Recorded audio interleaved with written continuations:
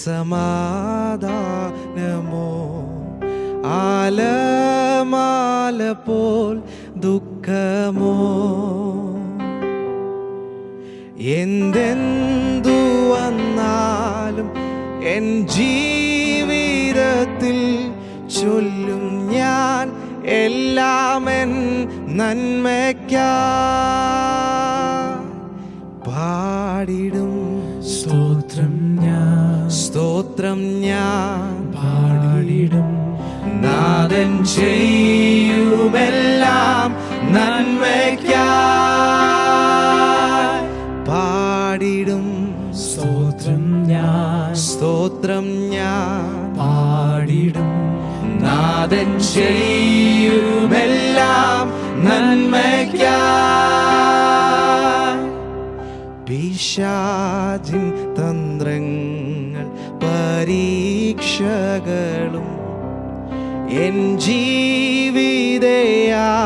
ഞടിച്ച ചെഞ്ചോര ചൊരിഞ്ഞ N ജീവനാഥൻ N പക്ഷം ഉള്ളതാൽ ജയമേ പാടിടും സ്തോത്രം ഞാൻ പാടിടും നാഥൻ ചെയ്യുമെല്ലാം നന്മയ്ക്കായി പാടിടും സ്തോത്രം ഞാൻ പാടിടും നാഥൻ ചെയ്യുമെല്ലാം നന്മയ്ക്കായി വൻദുഃഖം പ്രയാസങ്ങളേറിയാലും നിരാശനായി തീരില്ല ഞാൻ എന്നെ കരുതാൻ തന്മാരോടണയ്ക്കാൻ നാഥൻ താനുള്ളതാൽ പാടുമേ പാടിടും സ്തോത്രം ഞാൻ പാടിടും നാഥൻ ചെയ്യുമെല്ലാം നന്മയ്ക്കായി പാടിടും സ്തോത്രം ഞാൻ പാടിടും നാഥൻ ചെയ്യുമെല്ലാം നന്മയ്ക്കായി. And Lord, haste the day when my faith shall be sight. The clouds be rolled back as a scroll. The drum shall resound and the Lord shall descend. Even so, it is well with my soul. It is well with my soul. With my soul, it is well with my soul. Greetings to you all in the sweet name of our Lord and Savior Jesus Christ. Isaiah chapter 38 verse 7, it says there, this is the sign the Lord gives you. The Lord will do what he has promised. The Lord will do what he has promised. This is the prophetic word for you, for your family, for your church, and for the ministry God has bestowed upon your life. The title of my message, Stay Fat Free and Enjoy the Great Banquet God has prepared for us. As we read in Song of Solomon, the writer is saying there, he brought me to his banqueted table and his banner over me is love. The fat has caused so much problem. The fat, I'm not talking about the physical fatness we have. We all gain weight and it comes through our belly out. I'm talking something different, fat, which has caused a big problem in our community, in our spiritual life. And that fat stands for fear, anxiety, and tension. F for fear, A for anxiety, and T for tension. This fat has caused more problem than the COVID itself. This fat has caused more problem than the cancer. This fat has caused more problem than the heart problem. Everyone is under the grip of this fat. For physical fat to go away, we go with the diet. We go to the gym, we do the exercise to bring the fat under our control. But the fat which has come in our spiritual life, in our spiritual, emotional, mental feelings, how we can take this fat out? There is no other formula than to get into the Word of God and to pray to God. We all know the background of Isaiah chapter 38 about the King Hezekiah. The Word of God came to King Hezekiah through the prophet. You are going to die and you're not going to recover. It was not the hospital report. It was not the verdict from the doctor. It was declared from the heaven. Oh, king, there is no more time left for you. Set your house in order. You're going to die. There is no recovery for you. And in the time of that fat which came in his life, the fear, anxiety, and tension, which we all will have. If somebody comes and tell you you're going to die within a week or within a month, that will create more fat, more fear, more anxiety and tension. There are 5 fears which every individual faces in his or her life. The fear of death. We all have the fear of death. Even if we say that I do not have, we all have the fear of death. We all have the fear of failure, whether I'm going to be succeed or whether I'm going to fail. The fear of security, our life is not secure. We do not know what will happen to us. The fear of future, nobody knows what is our future, what will happen tomorrow. And the fear of eternity. Many people are not sure where they're going to end their eternity. But for a child of God, for a believer, we have a living hope. We do not have to be afraid of death. We do not have to be afraid of the future. We do not have to be uncertain about our security or what will happen. We know when we are absent with the body, we are present with the Lord. The COVID, which has covered more than 160 countries, millions of people have suffered all over the world. And now the Delta variant has started and again coming in India and coming to USA and different parts of the world. People are afraid what this COVID will do physically, mentally, emotionally, financially. Many businesses have gone down. And more than that, it has affected our churches, our spiritual life. Many of the churches have closed down. Many pastors have died and there is no replacement for them.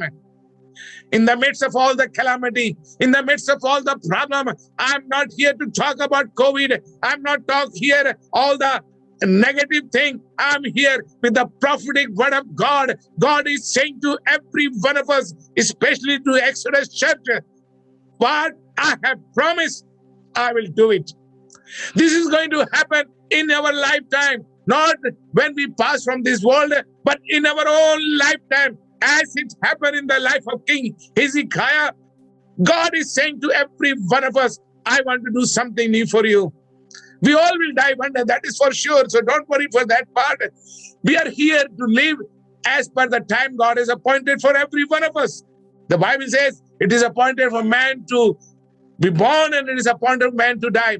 So we will die one day, whether it's through the COVID, through the cancer, through the heart problem, through any kind of accident, or you may go in a deep sleep while you are sleeping all alone in the house.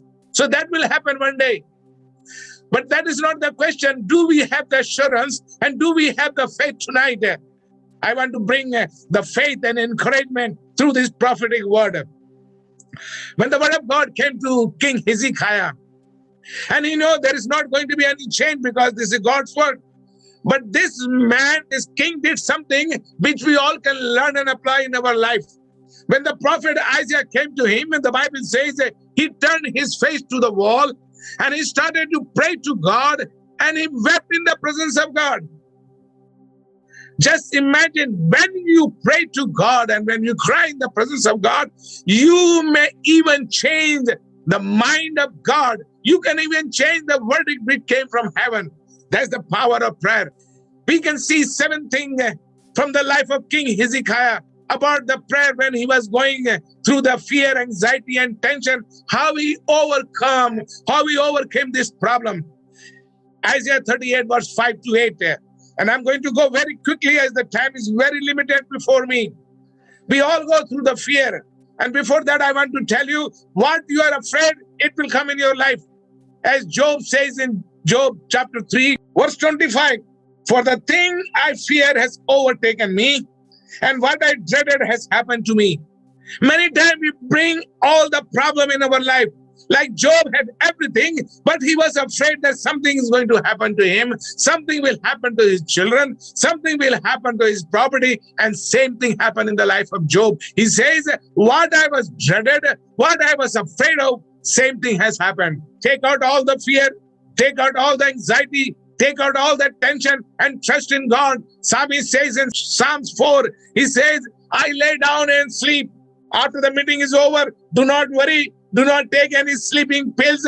Do not go for any other help. Trust in God. God is going to give you sound sleep. And if it is God's timing, He will make you to wake up in the morning and do His work in the ministry. Do not be afraid. Do not be anxious. By worrying, you cannot add even one day in your life. Not even a day. Not even an hour. Not even a minute. So why you're worrying for things which are not happened? We don't have to worry. We have to trust in God. And the time God has given to us, we have to use it for God's glory, for God's kingdom, for the expansion of His kingdom. In this COVID time, God has opened so many doors for me, which I cannot even check it. I don't know from where the phone calls come. Even this morning, I got a phone call that I have to preach next Sunday. I said, I'm not free next Sunday. Following Sunday, I said, I'm not free in following Sunday either. But then I gave the date for him, my friend, Pastor Saji Matthew in Gujarat. I agreed to preach for him on 17th. October 1st week, I will be preaching Pastor Bishop George convention in Ludhiana. So time to time, God is opening the door. Praise God for that. If I sit, how COVID will come, or what I will do, what will happen to me, I have to be locked down inside the house. No doubt, we have to follow all the protocol put by the government, the medical science. But at the same time, it never stops God's work. As a church, as a believer, we have to do our part and go forward in our Christian life. The seventh thing we can learn in this season of our prayer and meditation of the Word of God. Number one, as we read in verse 5, God is saying to King Hezekiah, I have heard your prayer. God who hears the cry of His children. Pray as much as possible. The time we have to spend in the presence of God. We do not know what will happen tomorrow. The verdict came, you're going to die. There is no remedy for you. But King Hezekiah knew that I'm going to pray to God. And when I turn my face to God, when I kneel down in God's presence, God is going to do something different. God hears our cry. God who heard the cry of Hannah, God who heard the cry of Nehemiah, God who heard the cry of Daniel, God who heard the cry of many other people in the Word of God, and even our generation, God will hear your cry and my cry. Psalmist David says like this, Psalms 34, the righteous cry and the Lord hears and delivers them from all their trouble. Underline in your Bible, all. That includes the COVID, that includes the Delta variant, that includes all the pandemic, all the troubles. God will deliver us if we pray. If we pray. Hannah said to the priest of that time, I am pouring my heart in the presence of the Lord. When we come in the presence of God, we have to pour our heart. Number two, our tears are like a pearl in His treasure. Listen carefully. Our tears are like pearls are in His treasures. God is saying to him, same 38 verse 5, I have seen your tears. Not only God hears our prayer, but He sees our tears. Our tears are precious like a pearl. He says, I have kept your tears in the bottle. Your tears are not going in waste. The tear which drops in your bedroom, in your living room, on the carpet, on the floor, it is not a waste. God is saying, I keep your tears. It's like a precious treasure in the bottle in God's presence. It's good to pray ordinary prayer, but it's more effective when we shed our tears. You know, it's saying in English, when the baby cries, the mother gives the milk. When the baby cries, God gives, the mother gives the milk. In the same way, when we cry with tears, God will not pass our prayer. Mary was standing all alone in that garden. She was looking for Jesus Christ and she was crying. And that's the time Jesus appeared to Mary. And Jesus, when she saw him, she said, "Where you kept my Rabbi, my Guru?" And Jesus called her by her name. And right away she wanted to hold feet of Jesus Christ. Jesus said, "Do not touch me now. I'm not gone to the Father yet." See the power of the tears of Mary that brought Jesus back to Mary just by her tears. He did not even go to the Father. But because Mary was waiting and crying to have the vision of Jesus Christ, Jesus appeared to her and Jesus answered her prayer and Jesus appeared to her. Number 3, God is saying to us today, I'm going to add. For King Hezekiah, it was added the life, the years, and the health. I don't know what need you have as an individual, as a family, as a church, in the ministry. We all have our needs. But God is saying, I'm going to add. I'm not going to deduct. I'm not going to delete. I'm not going to subtract. My God is a God of addition. He wants to add. He wants to multiply. God of multiply. When he created Adam and Eve, he said, go and multiply. This is the prophetic word for the church. This is a prophetic word for every servant of God. God wants to multiply your ministry. God wants to add something new in your life. Don't be satisfied and comfortable where you are sitting. Many times we are happy. Oh, I have a meeting. I have to preach 3 times a week. Or I'm doing this ministry. I teach in Sunday school. I do the music. No, God wants to take us to the next level. That's the reason he wants to add something in our life. King Hezekiah was supposed to die or supposed to lay down in the bed. God is saying, no, I will add. I'm going to add. This prophetic word for every one of us tonight is, God wants to add something in our life. Say to the Lord, Lord, I need some extension. Extend my boundary. Like as Jabez prayed to God, Lord, you extend my boundaries. He was a painful child and he was known as a painful man. But in the midst of all the crisis, Jabez prayed to God, Lord, you extend my boundaries. It is my prayer. This is my prayer today. God is going to extend your boundaries. I'm declaring this prophetic word. God is going to extend your boundaries, not only in Cochin, not only in Kerala, not only in India, but all over the world. God wants to extend your boundary. Get ready, get ready, get ready. Thank you, Jesus. Thank you, Jesus. Thank you, Jesus. Let every fear, from where the money will come, how I'm going to do the ministry, how I'm going to do the work of God. Don't worry for money. Money belongs to God and he will provide. If you are willing to take the step of faith, God is going to extend your boundaries. God is going to extend your boundaries. Number 4, God is saying here in verse 6, chapter 38, verse 6, I will deliver you.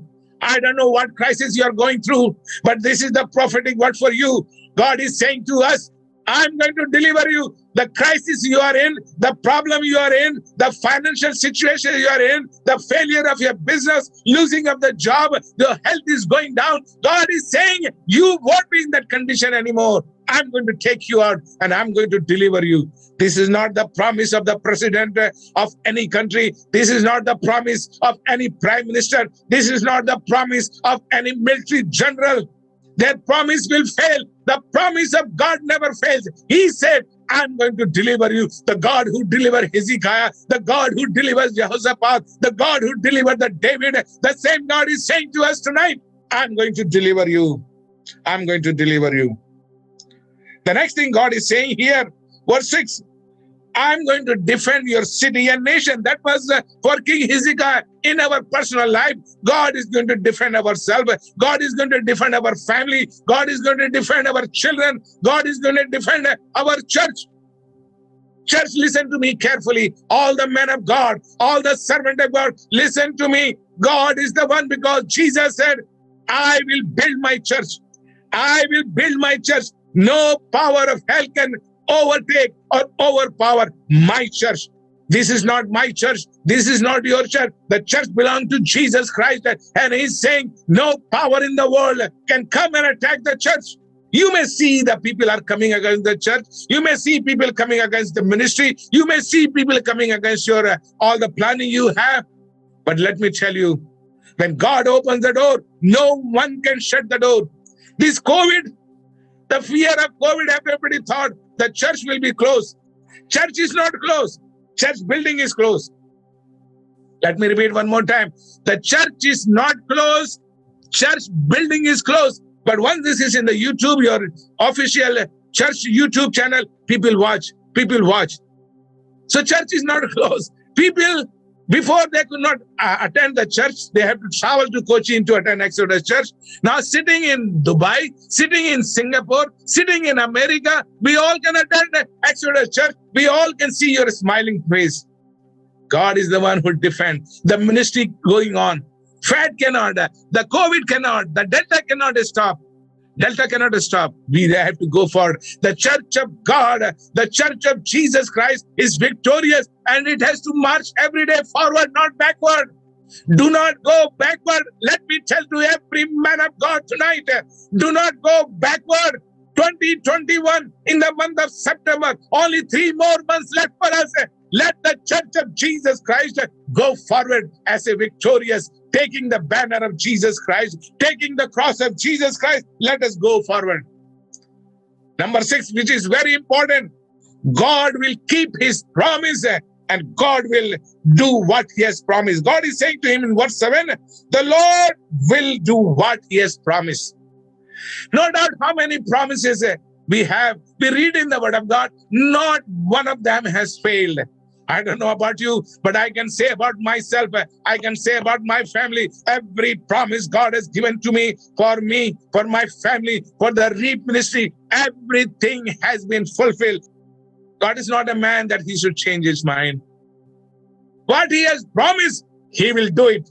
Not after you die, but today, tomorrow, what he has promised. Claim the promises of God. I say you claim the promise of God, and God will do the great work for you and I. Many times we do not claim the promise.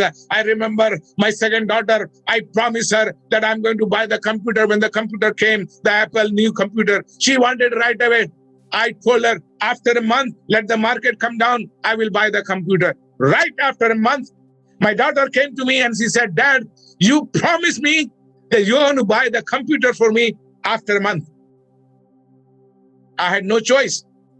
I had no choice because I promised my daughter I will buy the computer after 30 days. I had to keep my promise and buy the new computer for her.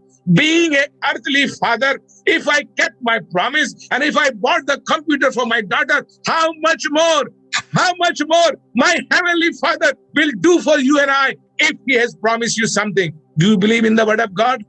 Do we believe in the word of God? This is not the novel. This is not the history book. This is the word of God which came from the mouth of God. And every promises in the word of God are yea and amen. It is on our part to claim and to proclaim. It says this is the prophetic proclamation. Prophetic proclamation for every believer tonight. You claim the word of God. We have to stand on the promises of God. We have to stand and we have to pray. When we pray, say to the Lord, Lord, you have said, I will supply all your need. Lord, you supply my need. You have promised, fear not. Lord, you take away my fear. Lord, you have said, I can do all things through Christ who strengthens me. All the promises, there are more than 6,600 promises. I have not counted. Somebody has counted and they have put the number. Whatever promises you need, you apply. And when you pray with the promise of God, reminding God. King Hezekiah reminded God and he said, I have walked faithfully before you. I am innocent. I did everything which was right. Now you have to do something for me. You have to do something for me. God said to Isaiah, you go back. Go back. Maybe prophet Isaiah may say to Lord, Lord, what do you want? To go back to the king? You told me to go and prophesy and tell him you're going to die. Now you're going to say to me, go back to him and tell that you're going to live. The king will kill me. He will think I'm a crazy man. No, it's not crazy. This is the promise God keeps. This is the promise God keeps. The promise he has given for you, for your children. The word of God says God keeps his promises from generation to generation. From generation to generation. I am the third generation of Pentecostal preacher. God who was faithful to my grandfather. God who was faithful to my dad and mom. God is faithful to me and he's faithful to my children and to my grandchildren. God is faithful. He will not fail in his promise. God said to the Lord, I need this in my life. I need this in my family. I need this in my ministry. I need this in my church. God is going to do that for you and I. Number 7, healing, deliverance, prosperity is on our way. Believe and receive it. Healing, deliverance, and prosperity is on our way. Believe and receive it. But I'm telling you this prophetic word today, whatever you need, the physical healing, the emotional healing, the spiritual healing, the financial miracle, God is going to do it because he's the God who keeps his promises. Word of God in Isaiah 43 says, fear not, I am with thee. I will hold you with my right hand. The whole church will leave you. Your family will leave you. But my God says, I'm holding you with my right hand. And when you cannot walk, I'm going to put you on my shoulder and I'm going to take you forward. Believe in the word of God. Do not be afraid. Let all the fat go and get ready for the banquet God has prepared. Psalms 27:1-2 says, the Lord is my light and my salvation. Whom shall I fear? The Lord is the strength of my whole life. Whom shall I be afraid? Do not be afraid of Delta variant. Do not be afraid of COVID. Do not be afraid of cancer. Let anything come and go. God has kept you alive. God is faithful. The God who has brought us hitherto, he's the one who's going to take us forward. It was my great joy to share the word of God. Let us spend some time in prayer in the presence of God and receive God's blessing. God be with you all. Thank you very much.